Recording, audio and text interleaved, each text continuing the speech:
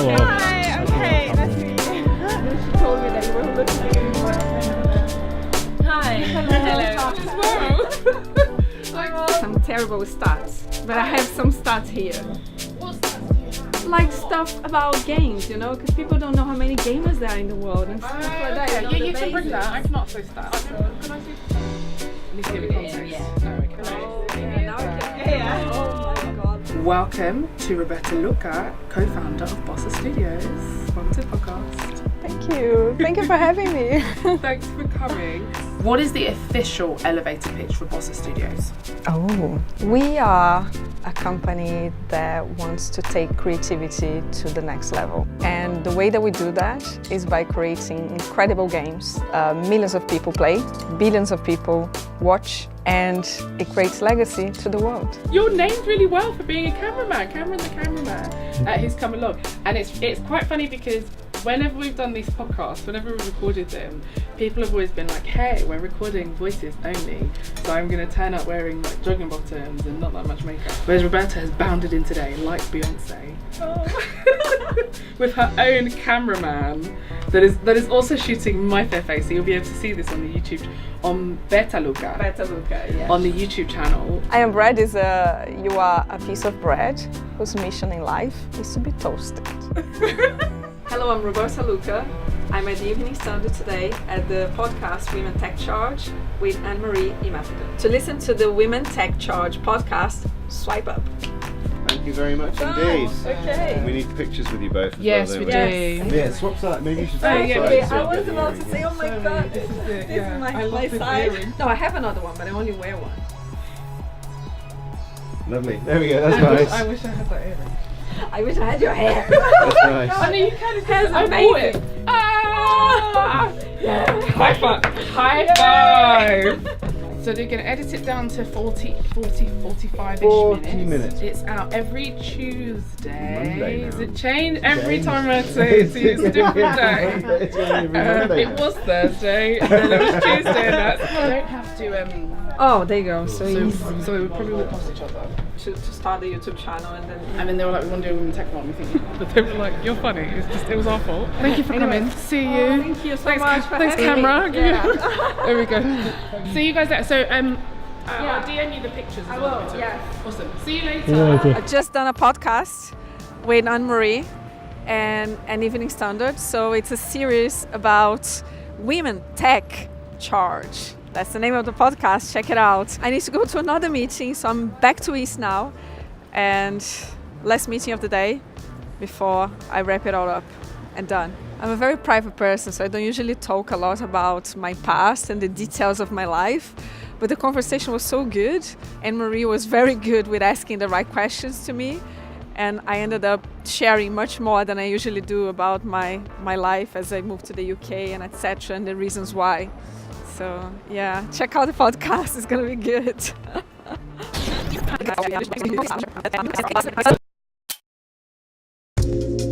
So millennials, yeah.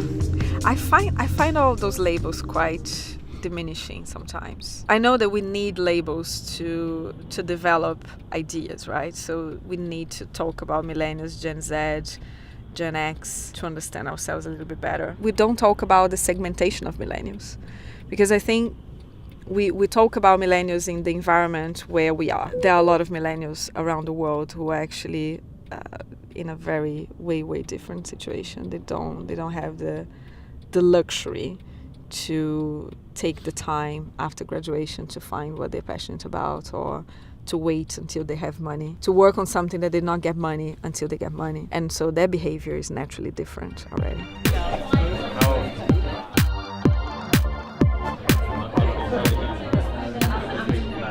I am Generation X, just about, but I am a millennial by heart.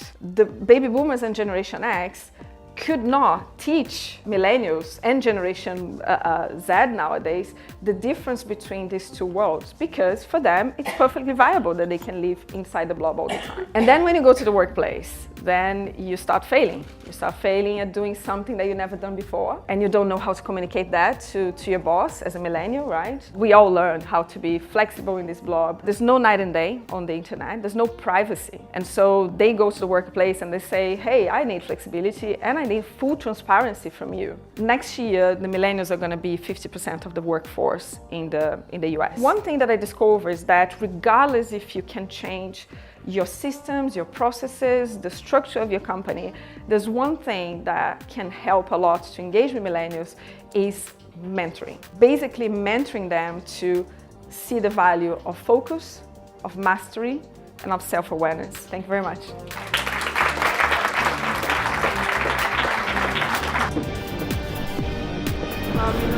When you're ready.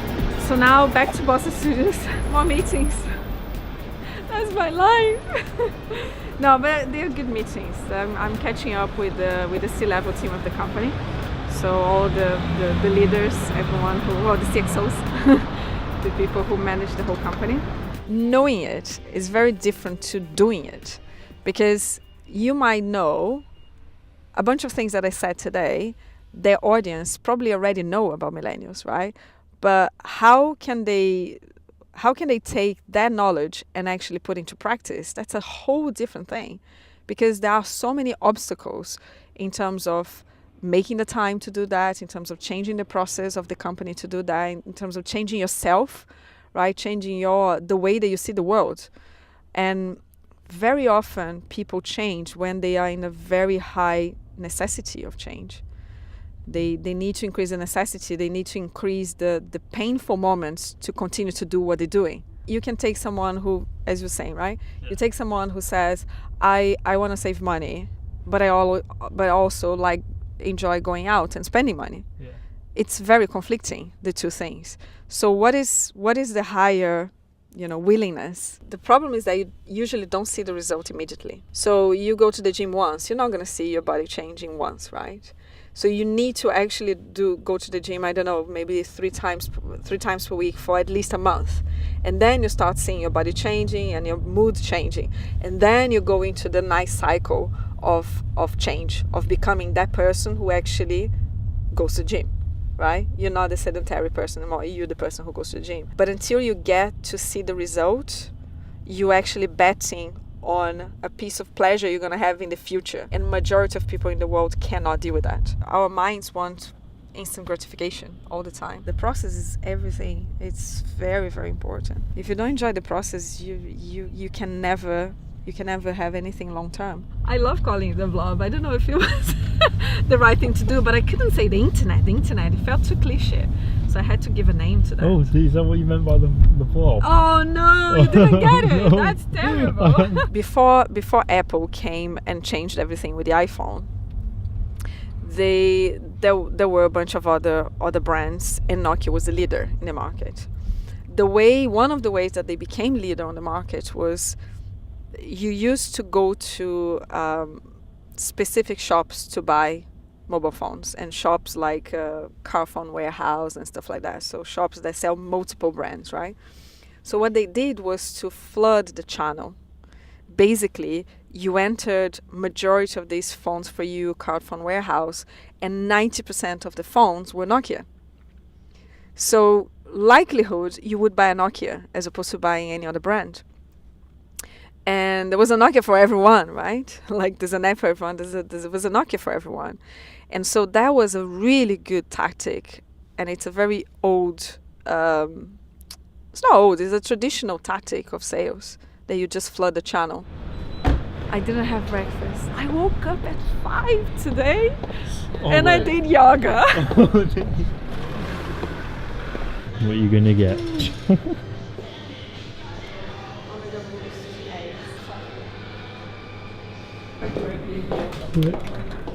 Sorry. Yeah, I'll do that. Nice. I was freezing.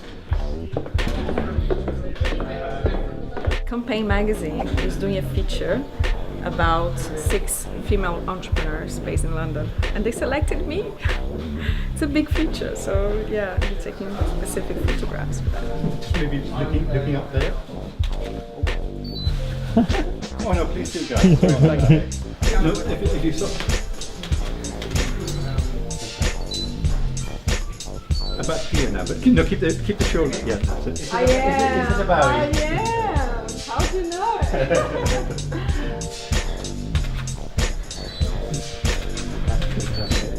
And now, do you mind doing that Instagram thing again? Because what you did was actually quite fun. Yeah, and with your hands a little closer to you as well. Fantastic. I think we're done. Yeah? Yeah, thank you very, very much. The other women are looking for you. And there's some of the... Yeah, I know. And you're great. Yeah, thank you, Colin. Awesome. Yeah, let me know. And thank you. I finished a photo shoot now for Campaign Magazine, and I have another couple of meetings today, and then I'll head to contemporary dance because I need that in my life. Next meeting is actually going to be very good because I'm helping a young entrepreneur to navigate some stuff as she's building her company. So she's coming to here to meet me, and I'm going to be advising her on some stuff. Okay. End of the day, now time to contemporary dance. The meeting with the founder couldn't be filmed, but it went very well. I'm very much looking forward to her next steps. And if you enjoyed, subscribe, hit the bell, and I would love to know if you're a millennial, if you connected to everything that I said today. Now, time for contemporary dance.